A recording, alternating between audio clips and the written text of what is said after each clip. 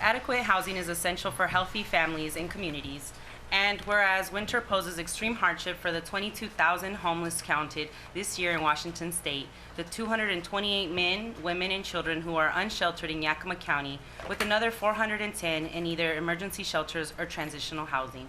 And whereas we recognize that without the coordinated efforts of local service providers and community volunteers, those numbers would be higher. And whereas in remembering the approximately 40 people known to have died in Yakima this year without homes, and those unknown to us in name have died earlier than they should because of experiencing homelessness in their lives. And whereas December 21st has been designated National Homeless Persons Memorial Day by the National Coalition for the Homeless and the National Health Care for the Homeless Council, and is so recognized by cities nationwide.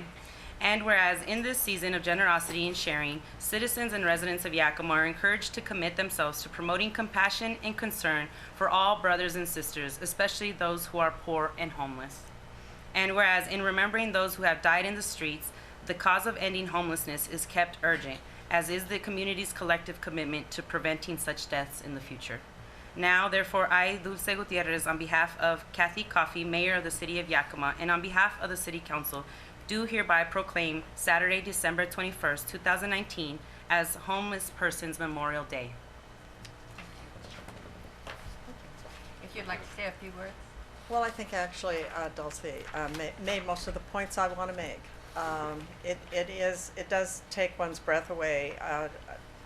We're aware of 43 people who passed this year as a result of being homeless, unsheltered, and Kathy might be the only person who remembers this, but a few years ago, and I believe I didn't do my homework, but I believe it was in 2014, we came before you on this for this meeting, and 11 people had died, and as tragic as that was for 11 people, their friends, their family, it was a bit of a celebration because the number had dropped so dramatically to 11.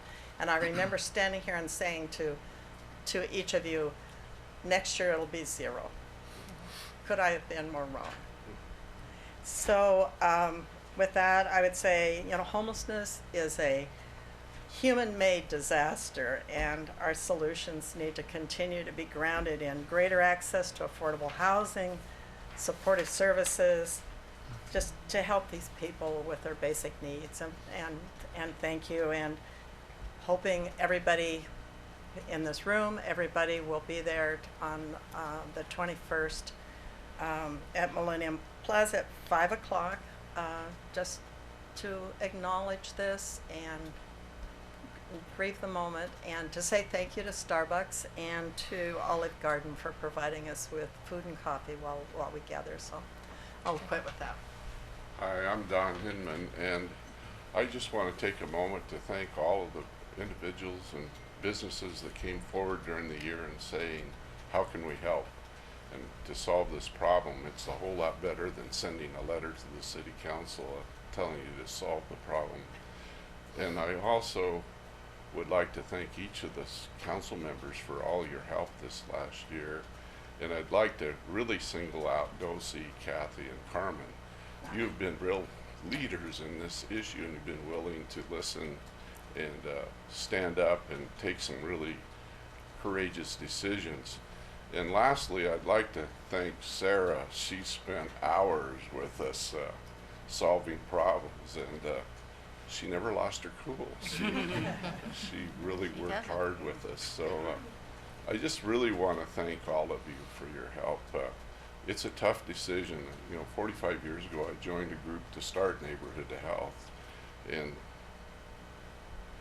Anita's been with us 42 years, and I'm sure she can say, of all the issues that we face in healthcare, the homeless is probably the most contentious and frustrating, but we can't let up. We just have to keep going forward, and I want to thank you three particularly.